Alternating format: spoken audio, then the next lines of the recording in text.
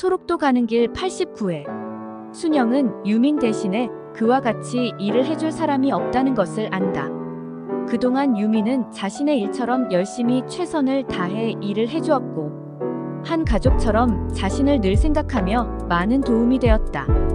이제 유민은 고향의 가게를 차릴 모든 준비가 다 되어 있고 약혼자가 기다리고 있다. 순영은 그런 유민을 위해 많은 선물을 준비한다. 또한 순영은 이제 복지관의 건립을 위해 양계장 한 곳을 처분할 생각이다. 한 곳을 처분하고 나면 러시아 부부와 함께 얼마든지 일을 해나갈 수 있을 것이고 한결일이 줄어들 것이다. 요즘 외지 사람들이 많이들 들어오고 있는 곳이라서 내놓기만 하면 생각보다 좋은 값에 매매가 이루어진다. 좁은 집이지만 러시아 부부와 함께 한 집에서 기거를 할 생각이다. 어차피 종현이는 집에 와서 있을 시간이 없다. 종현이의 방을 비워두는 것보다는 다소 불편하겠지만 그렇게 한 집에서 살아가는 것도 괜찮은 방법이라고 생각하고 그들 부부에게 양해를 구한다. 그들 부부는 해고하는 것만 아니라면 좋다는 대답이다. 박효숙 역시 순영의 생각에 따라준다. 이제 순영의 말이라면 무엇이든 협조를 해주고 있는 박효숙이다. 순영은 유민을 인천공항까지 데려다 주기로 한다. 사장님, 제가 혼자 가도 됩니다. 그래도 되는 거를 내사 모르나?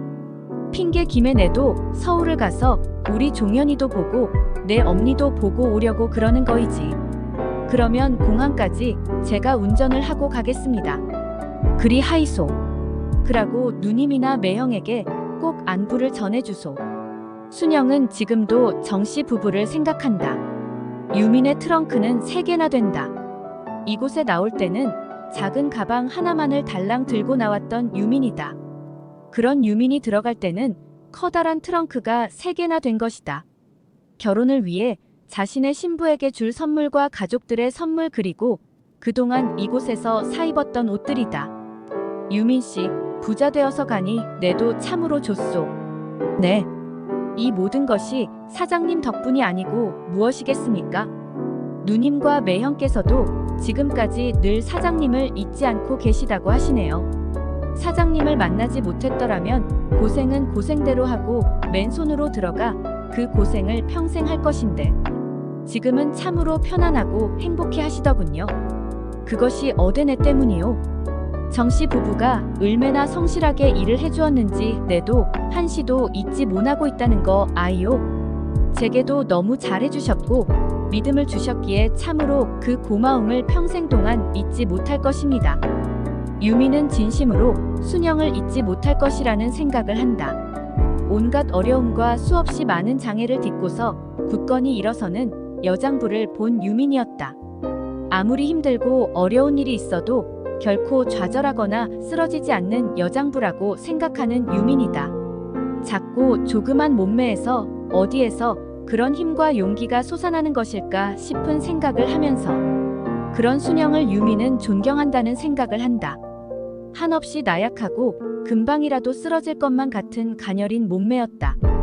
그러나 깊고 넓은 마음과 다른 사람들을 포용하는 수 없이 넓은 가슴을 지닌 순영의 따뜻하고 정이 넘치는 성품을 사랑하고 있는 유민이다. 사장님, 이곳에 와서 사장님으로 인해 돈을 벌고 성공을 하고 돌아가기도 하지만 무엇보다도 사장님께 배운 것이 너무 많습니다. 사장님의 사랑과 이해와 깊은 포용력을 저도 배우고 느끼면서 제 인생의 좌표로 삼아 일생을 잊지 못할 것입니다. 순영은 그렇게 유민을 보낸다. 오랜만에 편안하고 여유로운 마음으로 친정에 들어선다. 친정은 언제나 활기가 넘치고 어머니의 모습은 여전히 편안해 보이며 이젠 연세가 많으신데도 불구하고 여전히 정정하시다. 이 여인은 한참을 순영을 잡고 딸의 얼굴을 보고 또 본다. 참으로 기구하고 불쌍한 딸 자식이다. 순영을 생각하면 잠을 자다가도 가슴이 아프고 안쓰러워 잠을 잊게 하는 딸 자식이다. 아픈 곳은 없제? 야, 아픈 곳은 없습니다. 그라도 이자는 네 몸을 돌봐야 할 나이인기라. 이제 동욱이네도 아이들이 모두 결혼을 해서 식구가 줄어들었다. 큰 아들 상우도 결혼과 동시에 다른 살림을 내보내고 작은 아들도 딸도 모두 결혼으로 집을 떠나 위층은 이제 종현이가 혼자서 차지하고 사는 것이 되어버린 모습이다. 순영은 이제 종현이도 독립을 시켜야겠다는 생각을 한다. 오빠, 이제 우리 종현이도 독립을 시키면 어쩔까 싶습니다. 아직 결혼도 하지 않은 종현이를 와 독립을 시키노. 종현이가 그리 하겠다고 하드나. 아이라에. 아무래도 이제는 그러는 거의 좋지 않겠나 싶어 묻는 것입니다. 안 된다. 종현이 마저 집을 떠남은 어무이가 더 허전해서 되겠나. 결혼할 때까지 만이라도 이곳에서 함께 대불고 있는 거의 신경을 쓰지 않아도 좋지 않겠나. 그 말씀도 좋지만 우리 종현이가 원하면 그리 했으면 합니다. 종현이는 다른 날보다 일찍 귀가를 한다. 어머니가 올라오신다는 연락을 받았던 것이다. 이제 종현이는 대학원을 졸업하고 전임 강사로 나가면서 박사과정을 이수하는 것이다. 순영은 종현이의 멋진 모습에 늘 행복해한다. 저녁을 먹고 나서 온 가족이 둘러앉는다. 종현아, 이제는 니도 독립을 하는 거이 어떻노? 독립이요? 어머니, 독립보다는 결혼을 생각하고 있습니다. 결혼? 사귀는 아가씨가 있노? 예. 이미 이모도 보셔서 알고 계십니다. 그래? 참말로 좋은 일이 아인가? 우리 종현이가 결혼을 생각하다니 이보다 더 좋은 일이 어디 있노? 내사 이곳에 있을 때 내일이라도 대불고 오니라. 아닙니다. 제가 어떤 곳에서 살고 있는지 직접 보여주고 싶습니다. 그리고 그 아가씨도 미혼모의 자식입니다. 어떤 집안이 그리 중요한 것은 아니데이. 너희 둘이 진심으로 사랑한다면 그것으로 엄마는 좋은 것이다. 네. 이번 주말에 데리고 내려가겠습니다. 모두들 종현의 결혼 소식에 기쁨을 감추지 못한다. 종현이는 같은 대학에서 만난 소희와 몇 년을 교제하고 있었다. 이소희는 미혼모의 몸에서 태어나 아버지를 모르고 살아왔다. 그녀 부모는 서로 사랑하면서 집안의 반대로 결혼을 하지 못하고 헤어져 엄마 혼자 소희는 낳고 평생을 소희 하나만을 바라고 살아왔다. 지금 이소희는 대학을 졸업하고 고등학교 영어 선생으로 재직 중이다. 네가 결혼할 아가씨가 고등학교 영어 선생님이라고? 네. 어머니를 모시고 살아가고 있는 참한 사람입니다. 아마 어머니도 소희를 좋아하시게 될 것입니다. 그러고 보이 우리 집안에 교수님들과 선생이 많아져 참말로 좋다. 이 여인이 손자 며느리가 선생이라는 말에 흐뭇해한다. 순영 역시 며느리 될 사람이 고등학교 선생이라는 말에 흐뭇해진다. 집으로 내려간 순영은 새 며느리가 될 사람을 위해 음식을 준비한다. 박효숙 역시 종현이가 신부감을 데리고 온다는 말을 듣고 기뻐한다. 양가 부모가 다 있는 아가씨였다면 좋았을 걸 그랬다. 못내 아쉬운 것이 신부감 역시 미혼모의 자식이라는 것에 박효숙은 안쓰러워한다.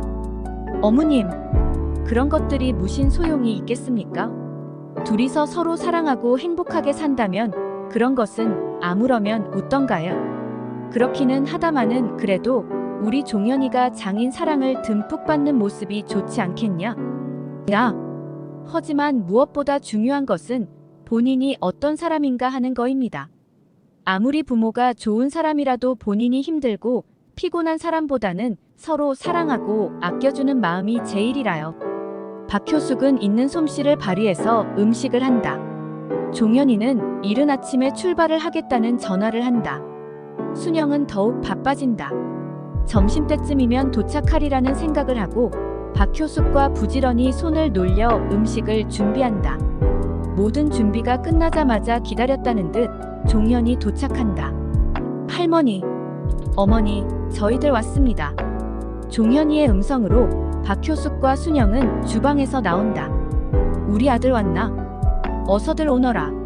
종현이의 뒤에 곱게 한복을 입은 소희가 따라 들어온다. 먼 길을 오느라 고생이 많았다. 어서들 올라오거라.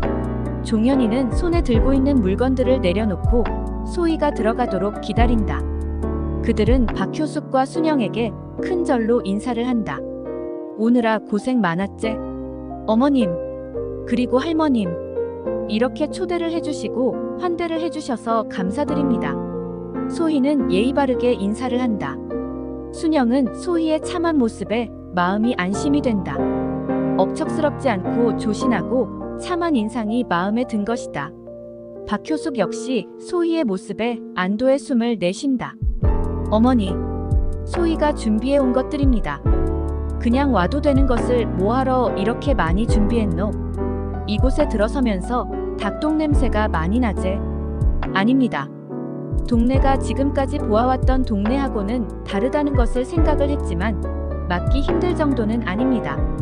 소희는 소희 나름대로 순영을 보면서 안심을 한다. 작은 체구이기는 하지만 단단하고 따뜻한 인상을 느낀다. 점심을 먹고 나서 소희는 종현이를 따라 양계장을 둘러본다. 생전 처음으로 보는 양계장이었다.